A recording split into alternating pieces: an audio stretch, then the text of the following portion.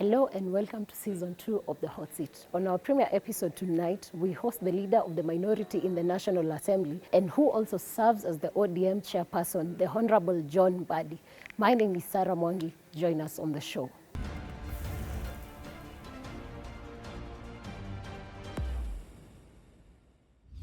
Thank you so much for joining us on the show, Mheshimiwa. So how is it going so far? Well, so far so good. Politics is never easy, but it's also not impossible. I think we are doing fine. It is a season when there are a lot of political activities, but I think we are equal to the task. Fantastic. What about, yes. So before we go to all these details, we want to hear a bit of your story, like who is John Mbadi? How did you start up? Where did you grow up? What's your history? Thank you very much. John Mbadi Ngongo, that is my father's name, I'm serving my third term in the National Assembly. I was voted in for the first time in 2007, but now then again voted in 2013 and 2017. I want to just go back and say that I grew up basically in the village. I grew up in the village, Seka village in Gwasi, which is in present-day Homa Bay County. And yes, I came from a very humble background. As many of us, sometimes we overplay our background and say I came from poor background as if others, or we all came from rich backgrounds. Many of us, many leaders have come from a poor background or humble background. I came from a very humble background. My father was a peasant farmer, the last born in the family of 6, so to speak. And I grew up where we were learning under a tree. In fact, I always make people laugh when I say I only entered a classroom when I was in class 8. So from class 1 to class 7, I actually basically learned under a tree. Class 8, I learned in a classroom, but it was grass thatched. So the only time I saw a Mbadi classroom was when I joined high school. My primary school, I started Seka Primary School, class 1 to 3. Of course, our time there was no pre-primary. Then class 4 to 8 in Ligongo Primary School, these are 2 local schools in my village. And then I passed my KCPE in 1986. Maybe I should have started by saying I was born in 1971.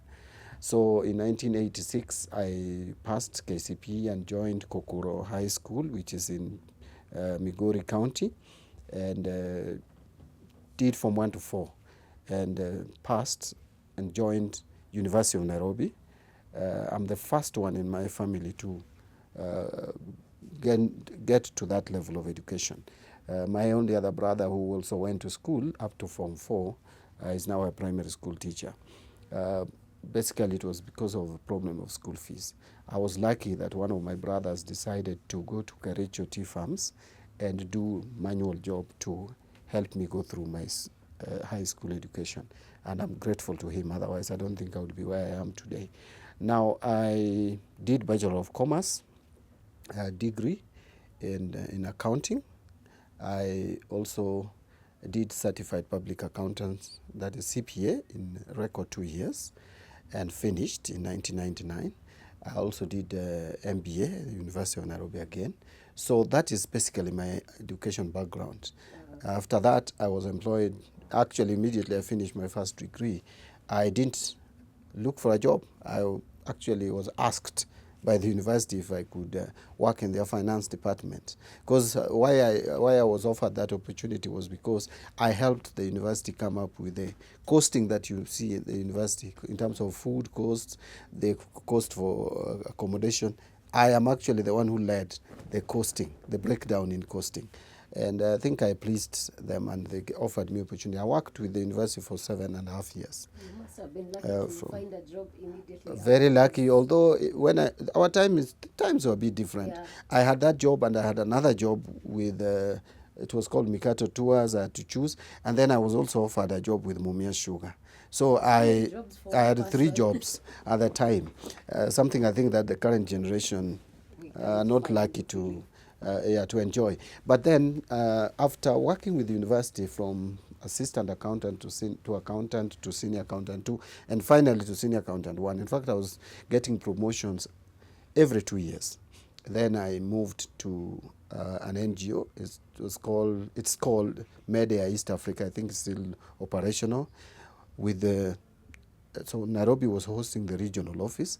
I was the regional finance director, working for our Kenya office, Uganda office, South Sudan office, and Somalia office.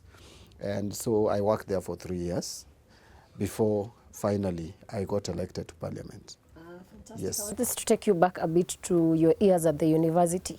Did you join politics in university, or did this come way after in life?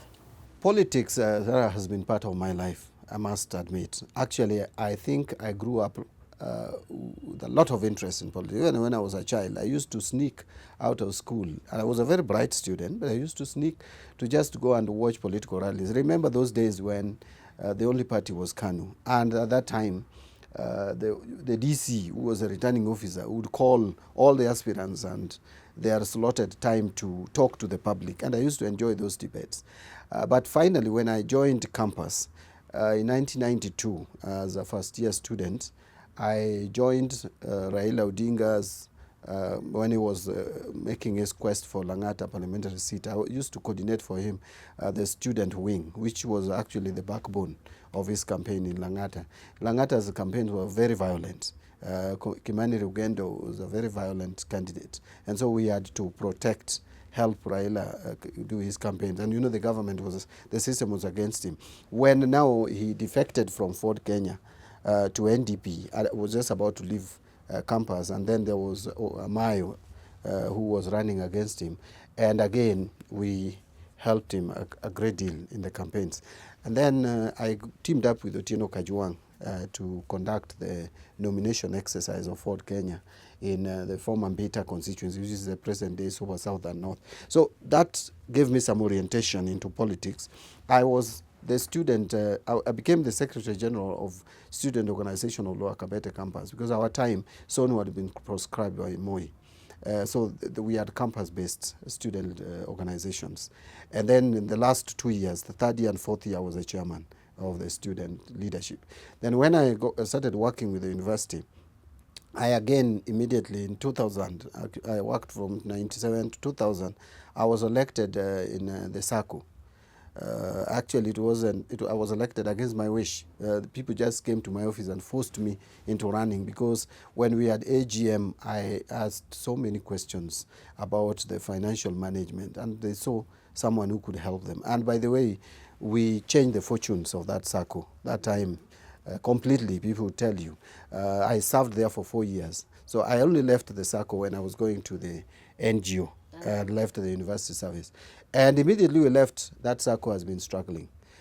So I would say that is how my politics has been nurtured. Then in 97, I helped... Before we go to 97, Yeah. How was it? I mean, most of the youth of this country do not really understand the whole idea of multi-party and politics back then. How was it being in politics in a season of fighting for democracy? Yeah, times were different then and difficult, I would say. You know, those days, Moi had just accepted multipartism, but grudgingly so. And if you have read the history of this country, you'll know that Moi was forced into accepting multipartism. At that time, it was like almost a military state whenever elections were called.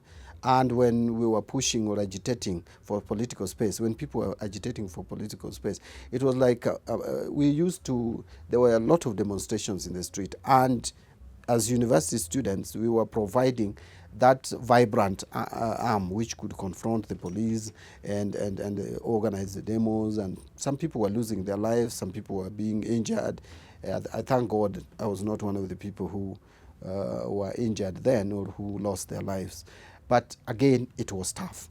It was not as it is today. Today you can form political parties, you can go to rallies, make remarks against even the president, and still you get away with it. But then it was not that easy. But again, you had to gather courage. And I mean, university students back then played a major role in the politics of the nation. Like, you could go on strike and there would be change. Yes. What has happened over the years that today universities can't contribute that to the national politics?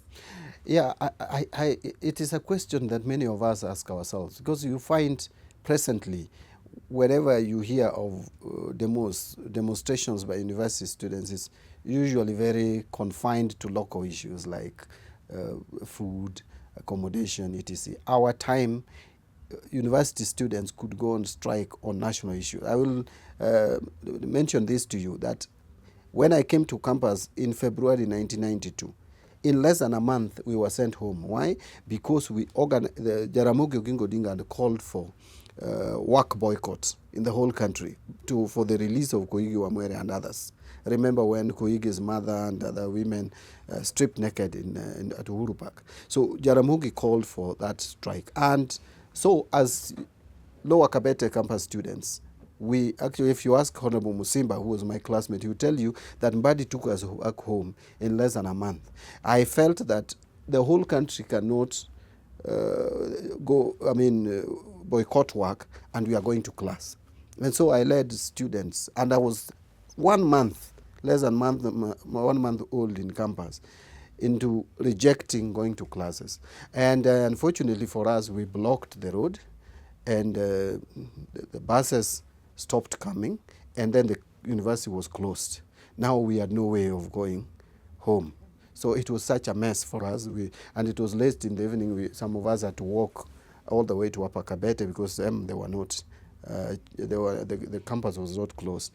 To get back to your question so that I'm not distracted, I think what has gone wrong in this country is that we have lost the leadership of our universities, have lost the plot. They are not thinking about the future of this country anymore. There are issues that I think can be addressed by present-day university students, but they are not. They have left it almost in total to political leadership, who largely are usually in any dispensation are the cause of the problems that people go through.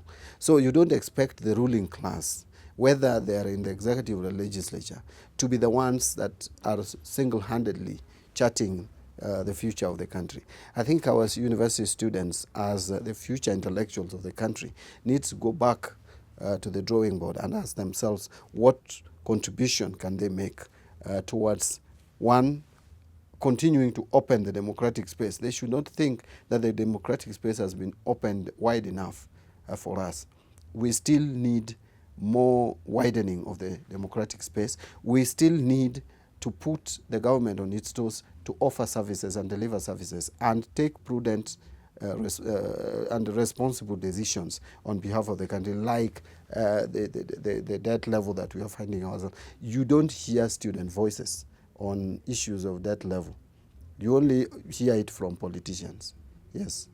So I think that's a dangerous place to be, especially as leaders, to speak of tomorrow. Yeah. But what is it that, especially those leaders who've been through the university, like, do you go back to these universities to speak to student leadership? Does it bother you that the students of now are doing nothing about it, yet you want to leave a better country than you found? I think maybe we are also at fault in that. But I would also largely say that one of the reasons why we have not been engaging much with university students is the focus of university students have completely changed.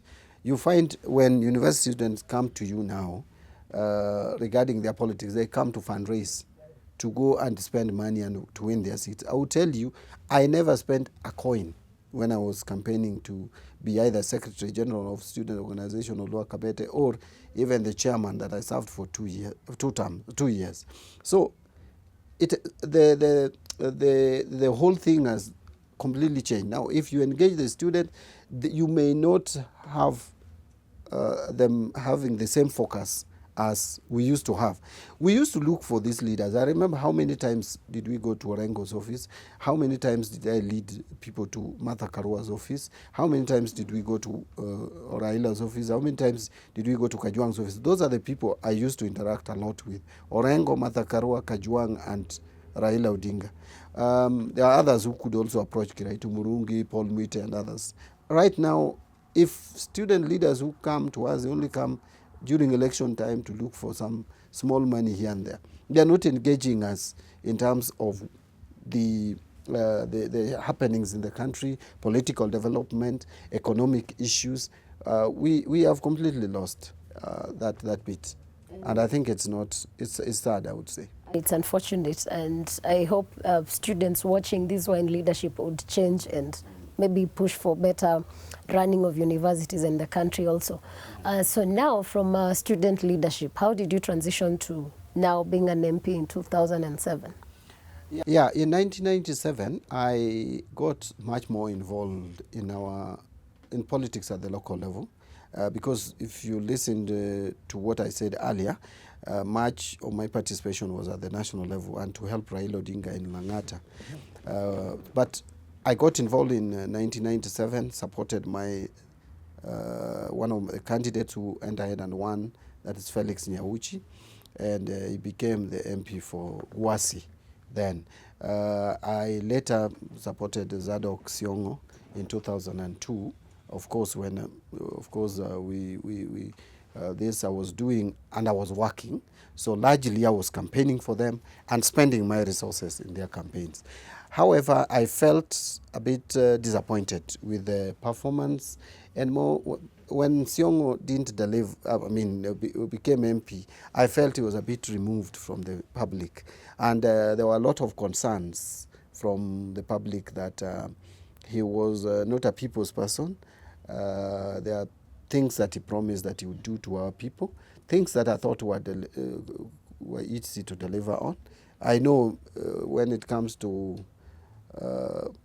serving your constituents as a member of parliament, it's never easy. There are things that people think would be easy to deliver on, but they're not.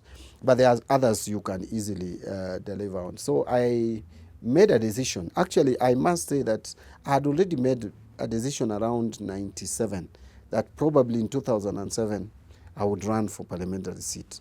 But now, after 2002, I became more emboldened. And I thought, and people were also urging me on. And I decided to offer myself. Interestingly, that was the year also that my constituency, which used to be called Gwasi, realized the highest number of candidates. So many people came around, and so we ended up 10 of us candidates. We went through ODM nomination process. Actually, I was considered, actually they used to call me the most poor candidate among the 10. Probably I was among the three poorest, most poor candidate. I was not that poor, but I didn't have so much resources to campaign. I wouldn't say I was poor, because someone who is earning over 300,000 per month cannot consider himself as poor, gross at that time. But it was just a salary. I had a small car which I couldn't use traveling to the village all the time. I used to hire pickup. Sometimes it is difficult, you walk a lot. I used to walk a lot on foot. But I'm happy that my message sank. And when we finished the elections, the 9 candidates, their votes combined was almost equal to mine, singly. And I was a first, and that was my first shot, and I won. And I was winning against who? Zadok Siongo, who was the incumbent. Karoli Omondi, who came third. You know him. Yes. He had just given the party Orange House, and everyone thought he had a head start. There was the Felix Nyauchi, who was a former MP. There was Mama Consolata Yambo, who was running for the second time. There was George Mboya Yogo, the guy who was in charge of Okoa, Kenya, a signature collection. He was running for the first time. We had another gentleman who had just come from the U.S. called Joshua Umogunyo. We had another guy called John Ouma.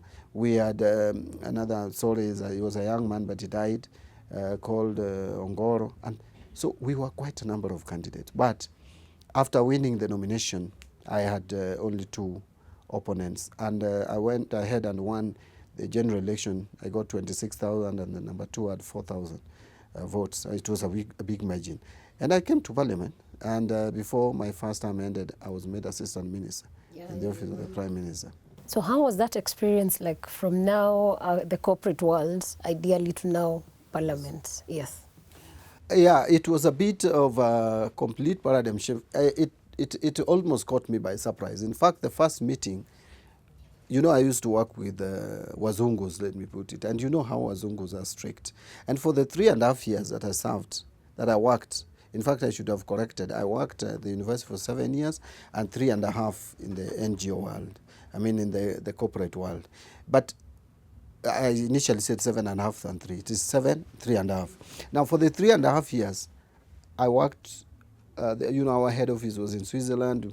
My bosses were Wazungus. I was the highest ranking African. And you know the strictness with which they treat time. Very strict. When I came to Parliament, and I remember I was just winding up because it was not a requirement for me to resign where I was working. So I resigned after the nomination. Now, I was winding up, handing over and all that. So I told one day, I told my boss that I would come in at the meeting was called for 9. I would come in at midday to finish up a few things. I thought that time we would be done with the meeting. My friend, it was a big shock that when I arrived, actually I arrived there at 9:15 and I thought I was late. I found myself alone at Orange House. By noon, when I was supposed to have finished the meeting, is when the first guys were arriving. That was the first time that Raila Odinga had arrived. He was followed by William Ruto. We were still waiting for Musalia Mudavadi and the rest. And I was like, is this the life I've come? I had to call my boss. I think he thought that now I'm becoming arrogant because but it was very unfortunate. And we finished the meeting at 3 in the evening. So the first shock to me was timekeeping in politics. And it completely disorientated me. But with time, you get to understand it, although I'm not compromising my timekeeping. I was going to ask, did you know? No. In fact, even if you go to my constituency, they know. If I say I'm meeting them at 10, they are there at 10. By 9:30, people are there. When I started, I had a problem with them. But now they are used to my timekeeping. So I have managed to keep that. And that's why I think I've managed to get re-elected 3 times. My constituency, there's no one who has ever been elected twice. I'm the first one to get re-elected twice and even thrice. Now, so that is the way I came into politics, found a system that is not so structured. Politics, there's lack of structure. But those who know me well will tell you that in my constituency there are structures. And people know I have a system.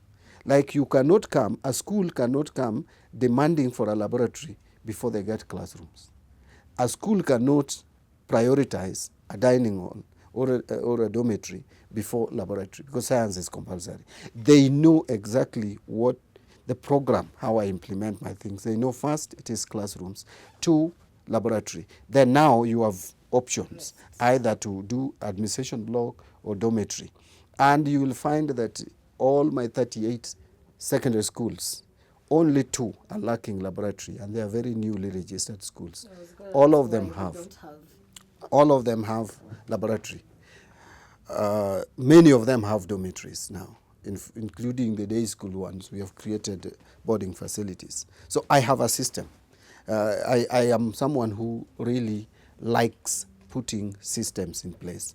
So that is something that I think I've come with from my corporate world. Interesting. Yes. So you serve your first term, go back in 2013, Yes. again you get elected, go back again in 2017, Yes. They still give you a post. And this time you also get a post in the leadership of parliament as the leader of minority. How is that experience? Yeah, you know, when I first came in, I think you maybe something to put something into perspective. When I first came in, I'm the only person, the only new MP from Luo Nyanza who got appointed to the government before my first term ended in the 10th Parliament when Ojode died.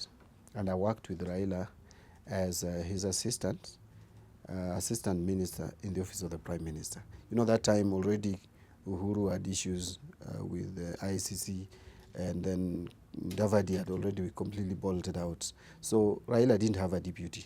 I was like the one serving as his deputy. And we did supervision and monitoring of government ministries, state departments and agencies. And it was a very interesting work, I will tell you, doing performance evaluation to various ministers and ranking them. So I learned a lot there. So when I came in for the second time, well, we were opposition, and I became the chairman of ODM, and I'm sure we'll come back to that. Now, this time, when I was made the minority leader, first, I want to tell you, I never canvassed for that position. I never even asked Raila or Kalonzo or whoever, those who were in the summit, so to speak, to give me the position. But it so happened that it was generally agreed. Because you remember the other time, minority went to Wiper. So this time, everybody said ODM can have it. And you know how it went to Wiper the other time. So ODM, it was like almost generally agreed that that is Mbadi's position. Quietly so. People were telling me, this is your position. But then party leader Raila made a pronouncement publicly and said, we have settled on Mbadi to lead our troops in the National Assembly, and Wetangula to lead the same in the Senate. And so members, just when we had our PG, it was just like a confirmation and endorsement. Well, you know, these positions, when they come to you, first, there's excitement and you're happy that you have been elevated. But again, you ask yourself, what is this responsibility that has been placed on your shoulders? It was a bit very difficult and complicated because I was made minority leader at the time we were boycotting going to Parliament. And yet Parliament expected me to still execute some functions.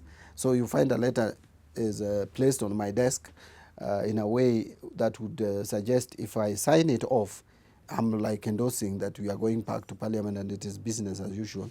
Muturi, who is my speaker, expects me to act. My boss, Raila Odinga, expects me to act differently. And of course, I think I managed my responsibility very well. I was not put in a position like Mike Pence was put in. I could make clear decision.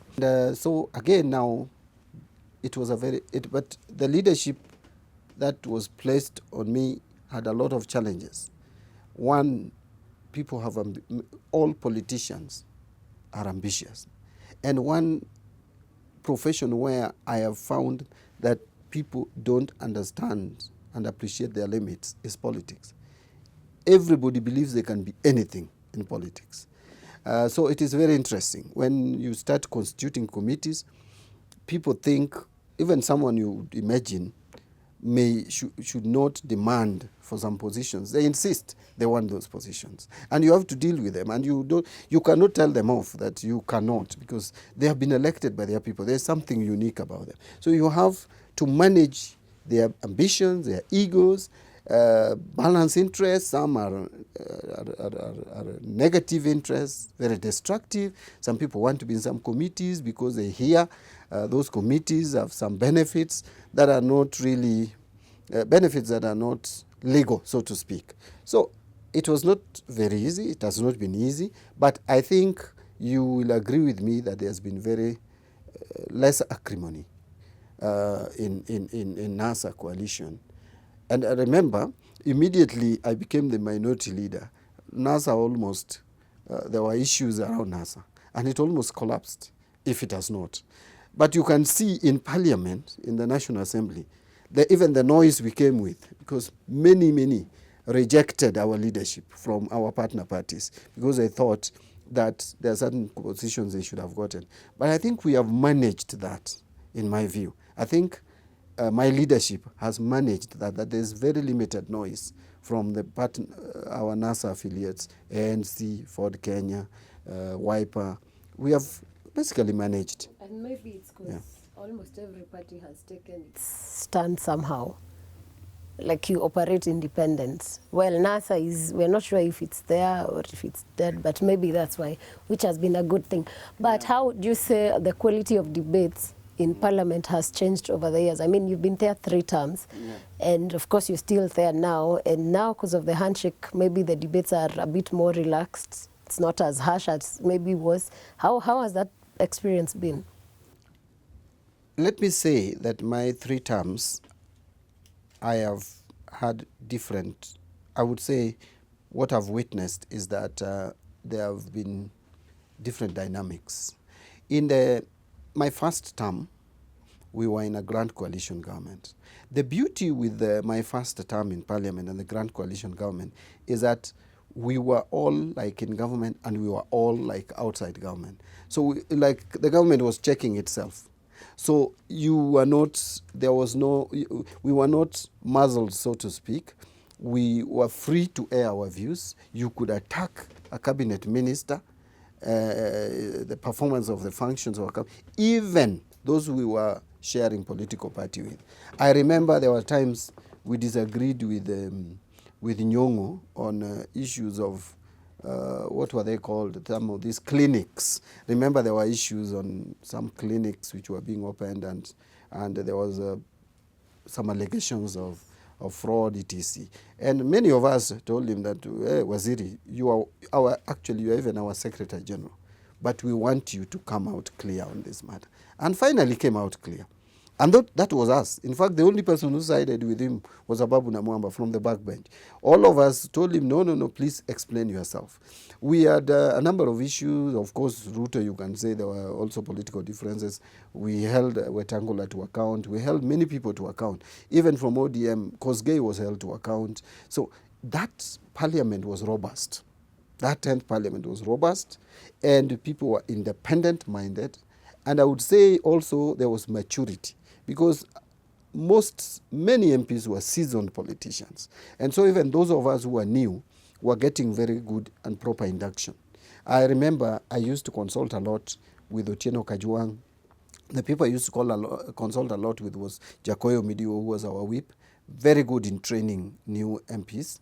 Otieno Kajwang was very good in training us. Buru Odinga, excellent mzee. We could also go to Orengo, I remember.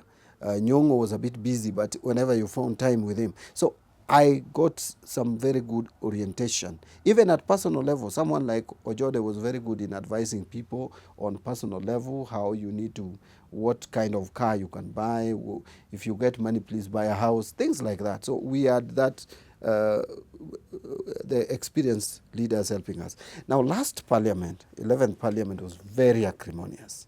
The most acrimonious, and where the input of MPs was very minimal, because the positions that were taken then was those who are in Jubilee, the tyranny of numbers. You know, that is when this terminology of tyranny of numbers first came about.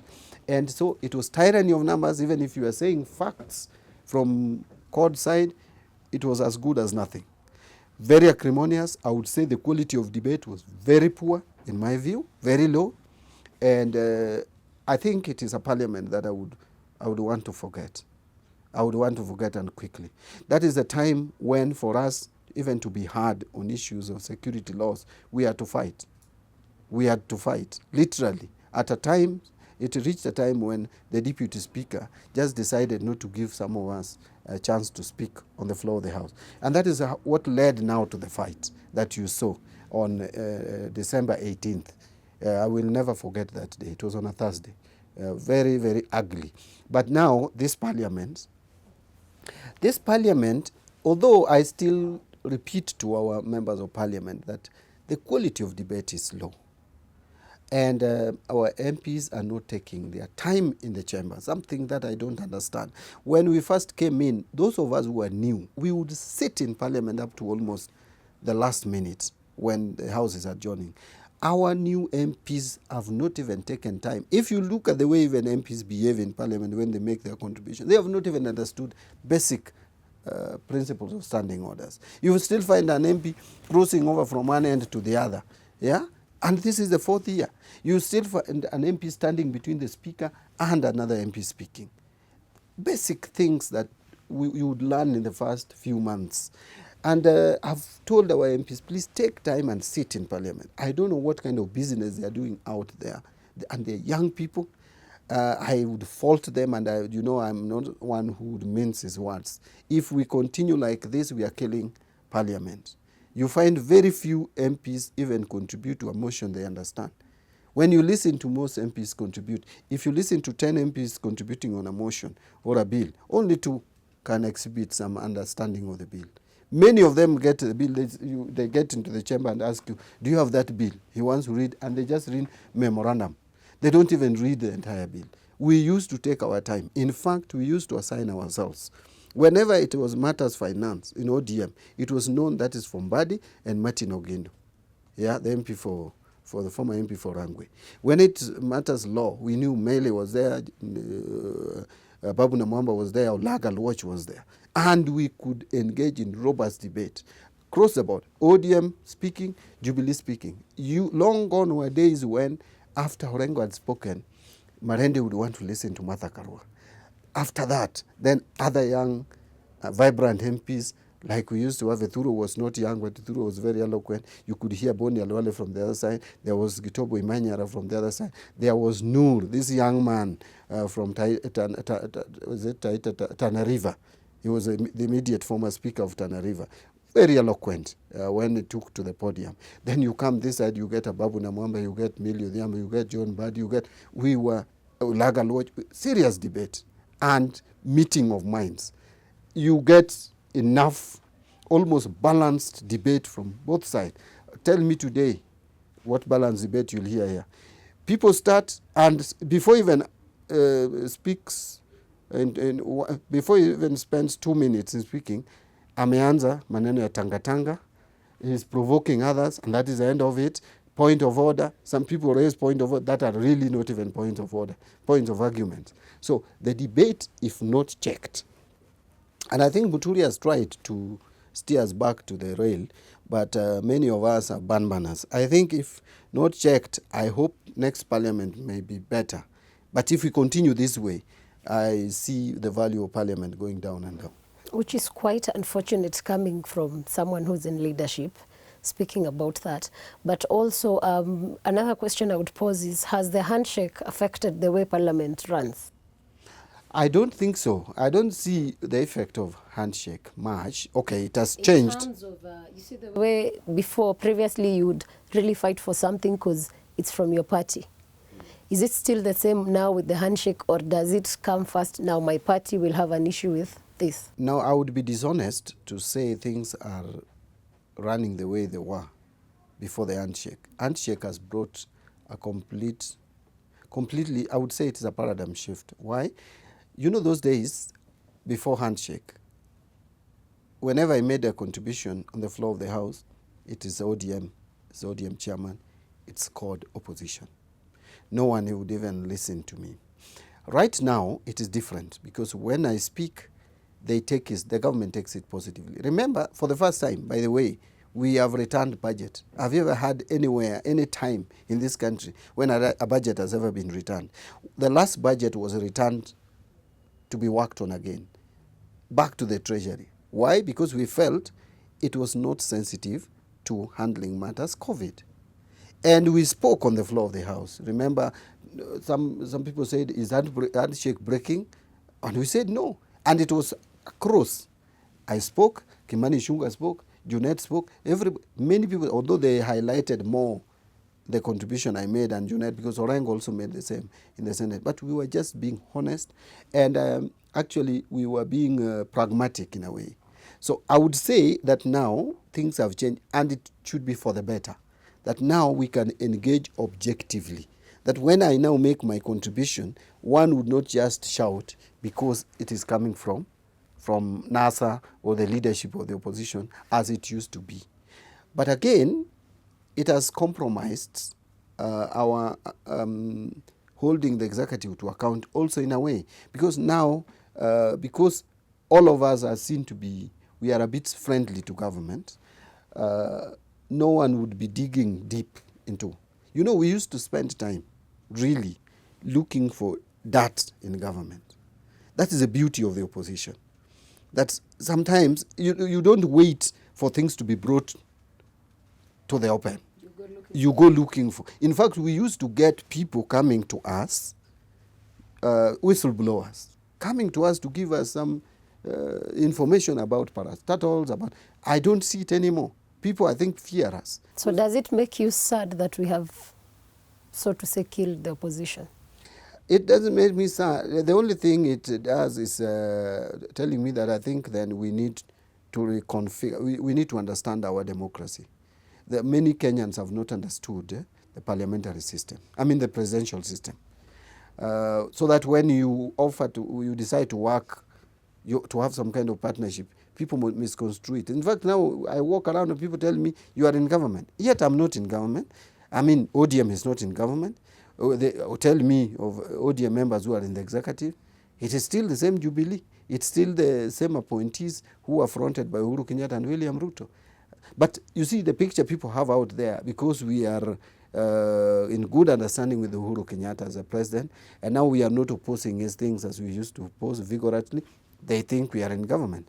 They see Uhuru in Kisumu launching projects here and there, and I want to say I'm one of the beneficiaries of some of the projects now after Handshake. My constituency is receiving tarmac road for the first time.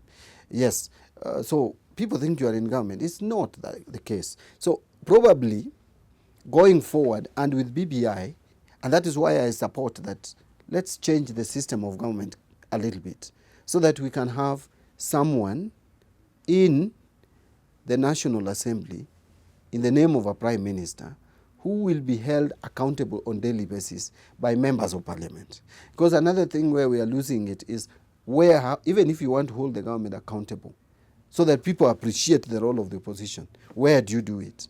You cannot just be waiting for motions and legislation and bills. You need question time where the government answers questions. Now, it is going to be an advantage in the next parliament, if BBI passes, that we will have ministers in parliament answering to members' questions. And I think that will be good for accountability. There will be a prime minister with prime minister's time. There will be clear opposition with the official opposition leader and the shadow cabinet. So in a developing country like Kenya, and in any democracy, you need opposition. You need opposition that is very clear. We should have had opposition here in Kenya, even with the current arrangement, but Kenyans don't understand this kind of arrangement. So again, also it's new to us. It is new to us, and no one is to blame. This presidential system, we forced it onto ourselves. It's a learning experience. Yeah, so before we go to BBI, let me just ask one more question about Parliament.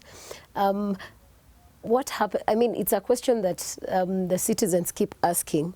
We have committees in Parliament. Let's say something like COVID millionaire happens, NYS scandal happened, and you're part of that committee, if I remember. But then again, we don't see any prosecutions at the end of the day. Where is the gap and why? You know, I want to ask Kenyans to also look at things positively.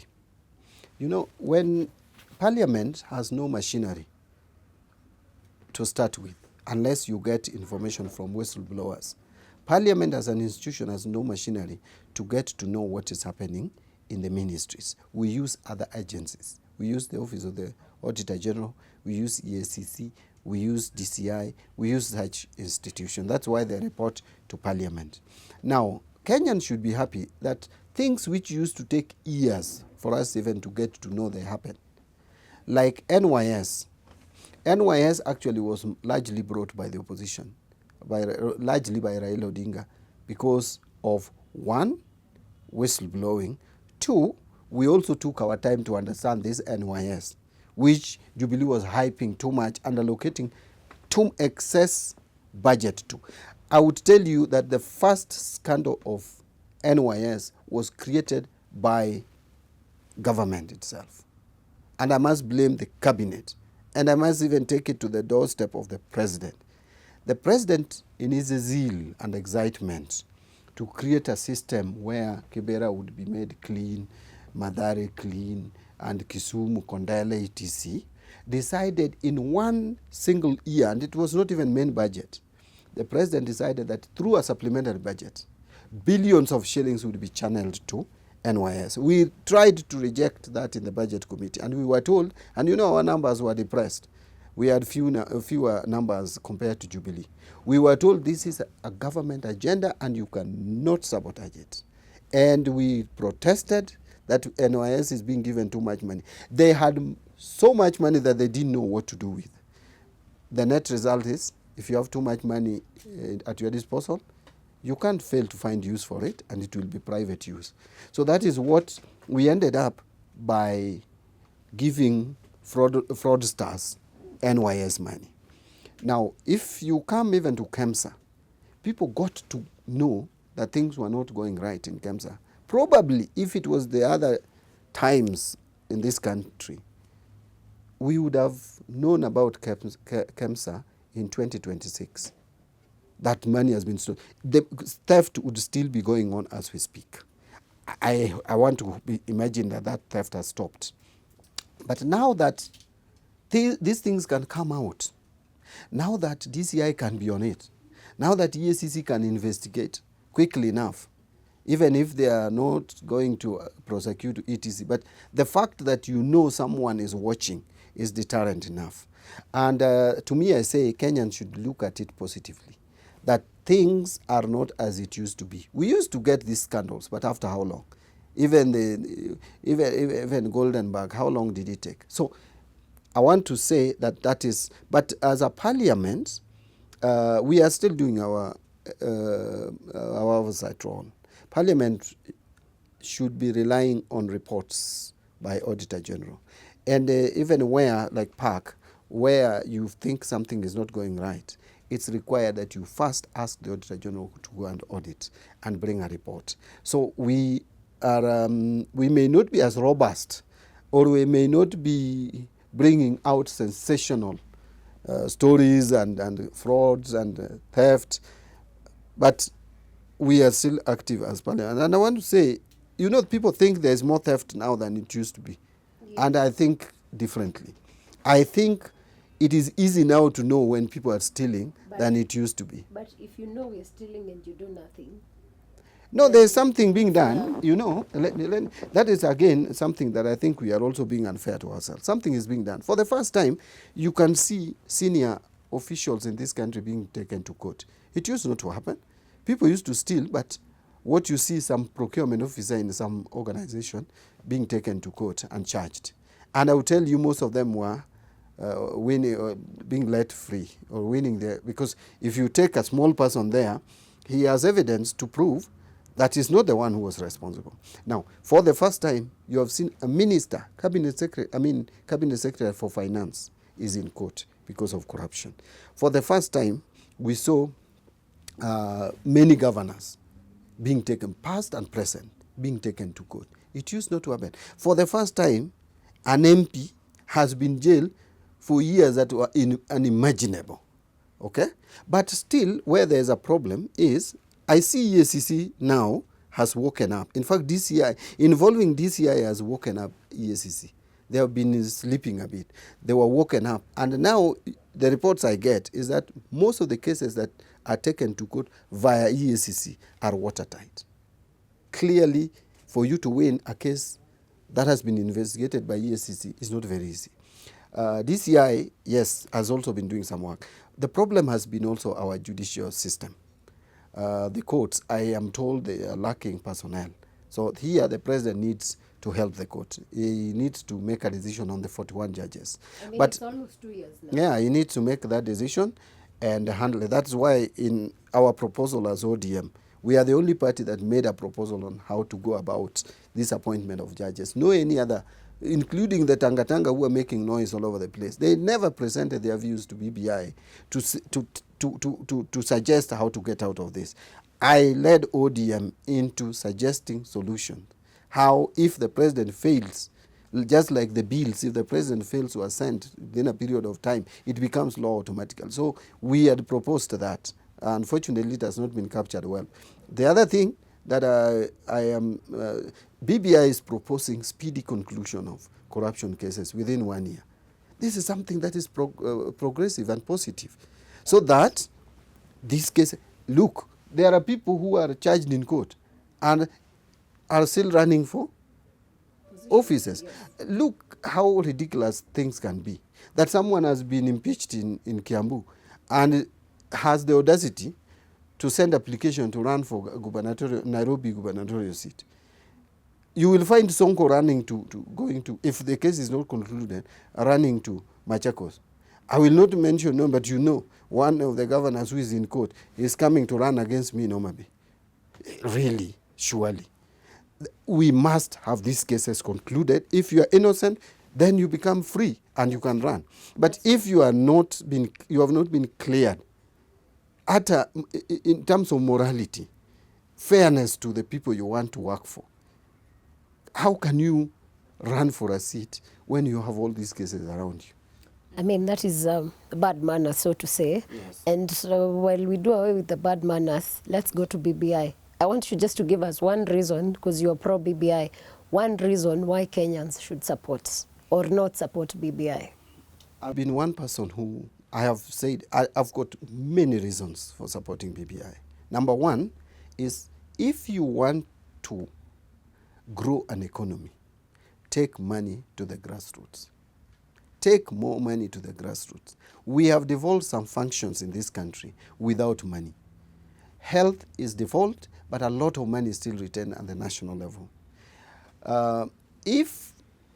So devolving 35% is positive. I know people have talked about we are not able even to give the 15% ETC to the counties.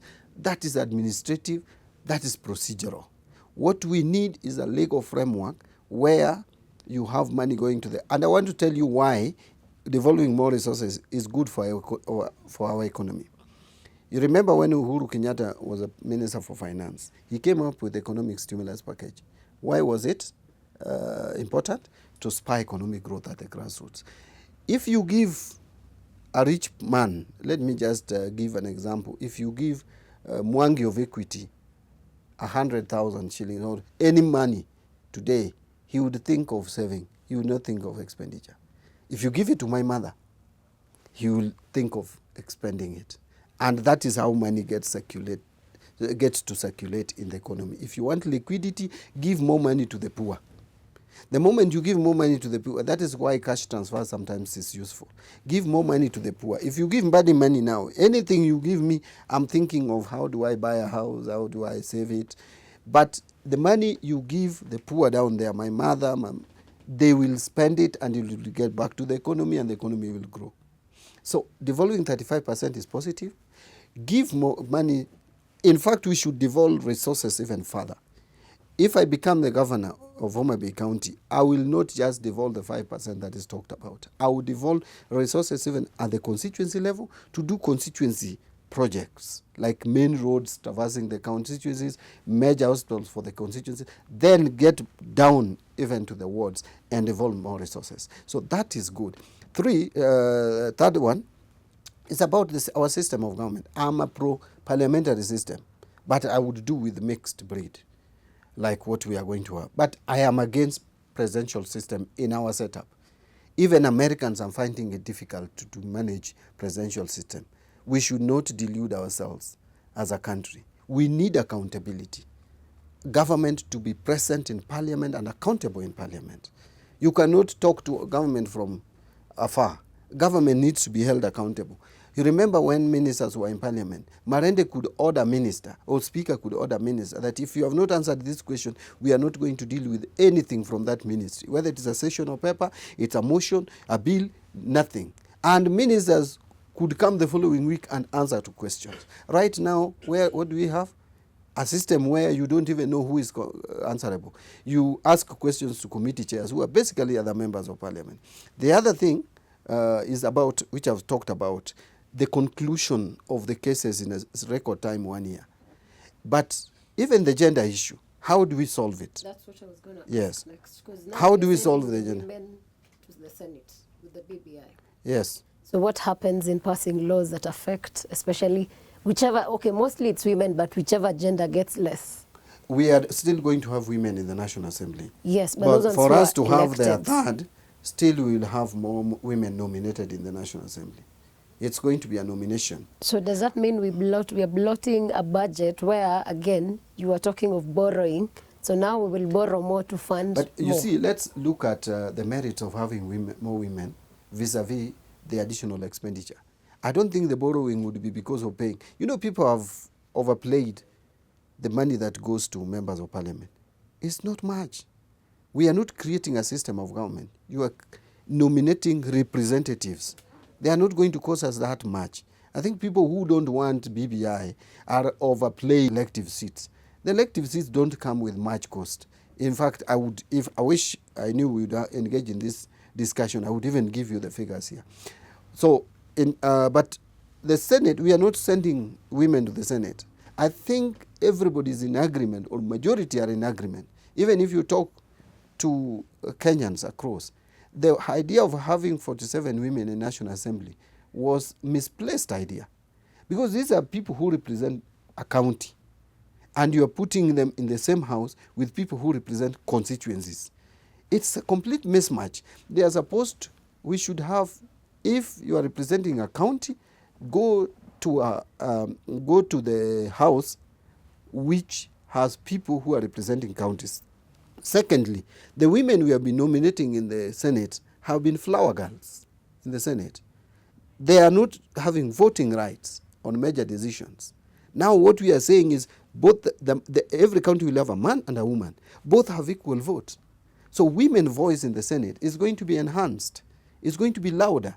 In the National Assembly, for us to have the 1/3, we'll still have more women. Some will be elected directly. If Kenyans can listen and elect more women, we will cut on the number of women to be nominated. If Kenyans misbehave and they don't elect many women, we will nominate women to the National Assembly. And so the voice of women still will be heard in the National Assembly. But having 47, that is why they were struggling to have a fund, because they don't know what to do.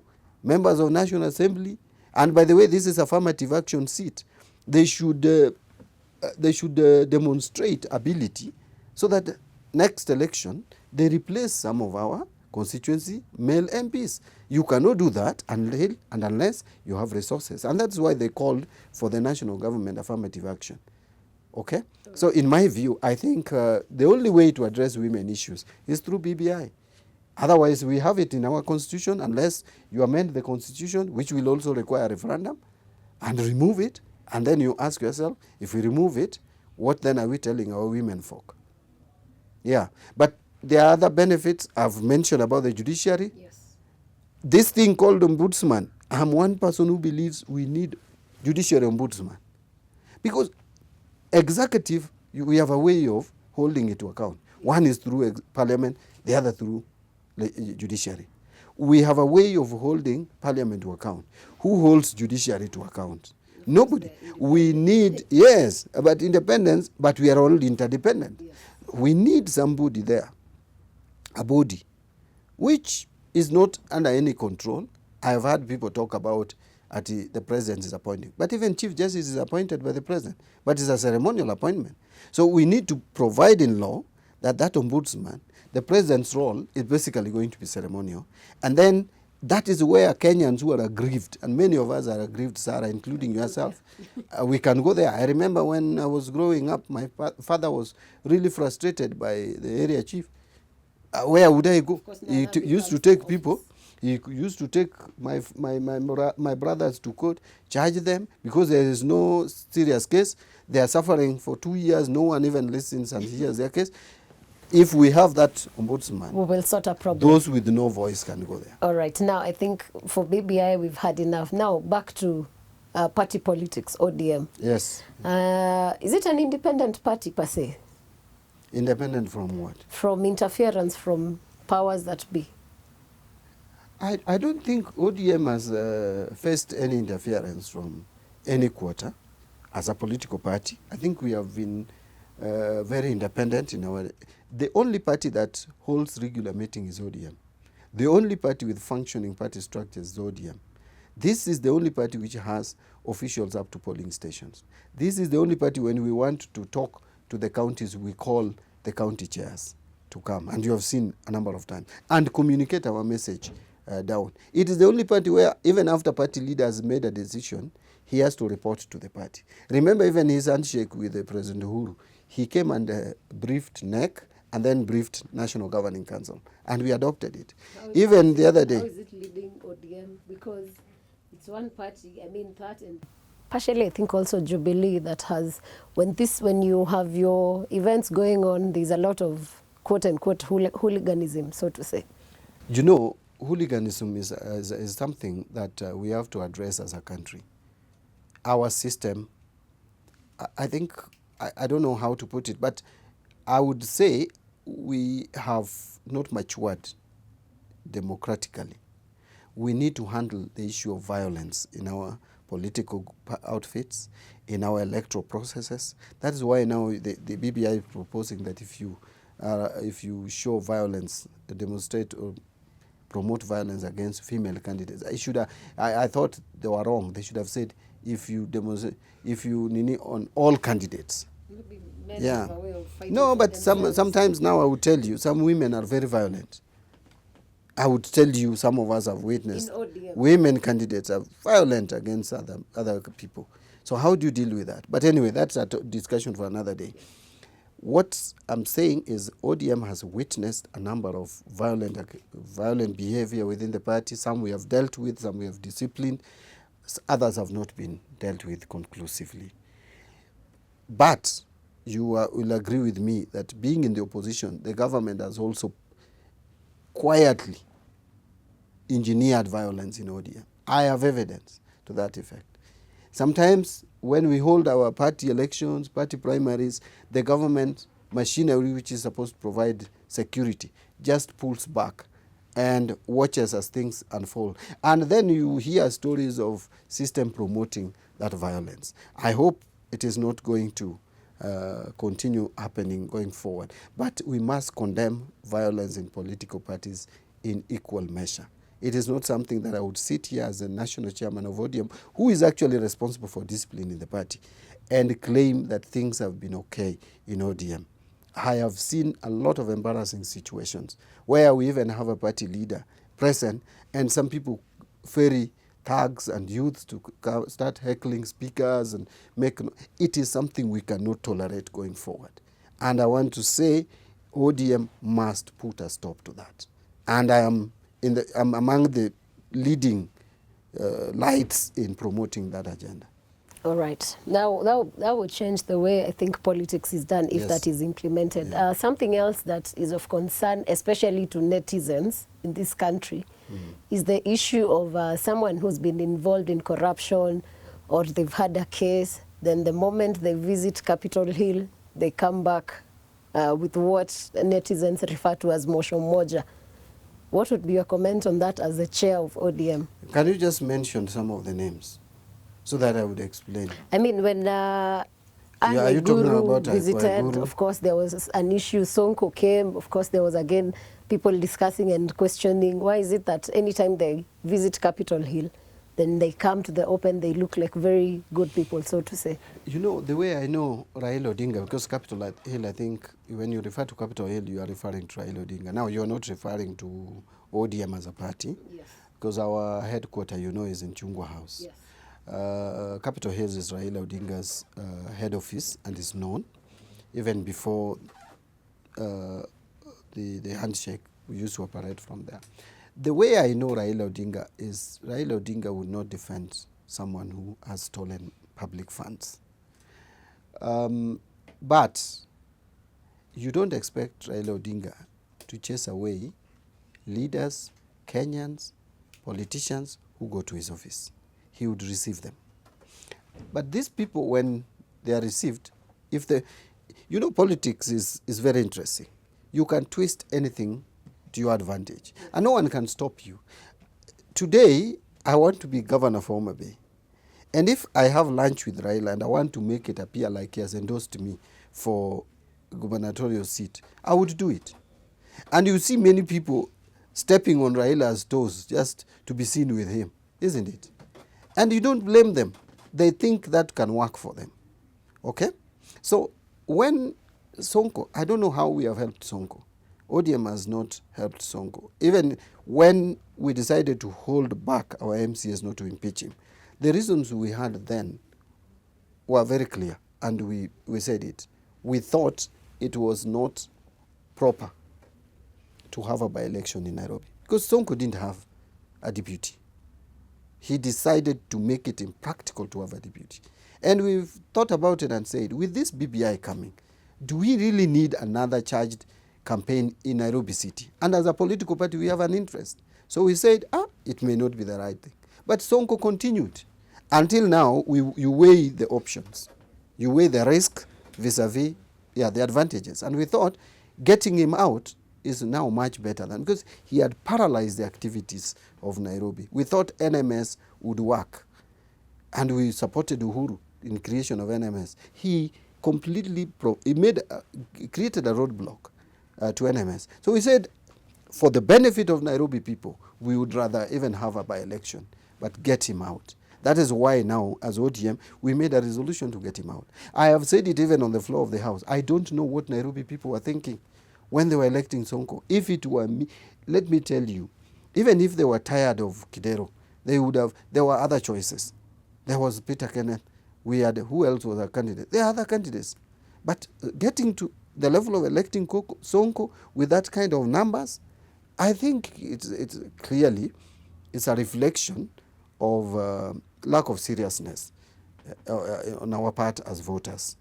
But on Anne Waiguru, we made it very clear. I know some of our officials talked differently. As the national chairman of the party, I came out clearly and said, Waiguru to go to the Senate and defend herself. We are not going to defend her. And by the way, if you followed Waiguru's case, by the way, I'm one person, and Waiguru I think knows, I'm one person who believes that Waiguru has some answers to give to the people of Kenya in terms of her integrity. But when I watched the case that was taken to the Senate, just be fair to Anne Waiguru and compare it to Waititu's case. The Waititu's case was properly executed. Waiguru's case, those who are charging her did not execute the case properly. Even bringing the issue of taking money and not going out, she even provided photos of the visit she made out of the country. I think it was in the US. And so how do you indict her? And we, by the way, allowed our senators to vote with their conscience. And she was found not culpable. So did we have to just get her out because she visited Raila's office and we wanted to pass a message that even if you visit Raila's office, you will still be dealt with? Waiguru visited Raila's office and they discussed issues, politics, and Raila cannot stop Waiguru from going to office. She's a governor and she's also a leader from that region. She's a politician. She's a woman leader in this country. She had all the rights to go. But you see, the media also are interesting. Waruguru Kate, late after the meeting, when met Raila together with Fatuma Gedi and Rosa Buyu. And they came and they had it as Waruguru. Waruguru and Waiguru, they think is the same thing.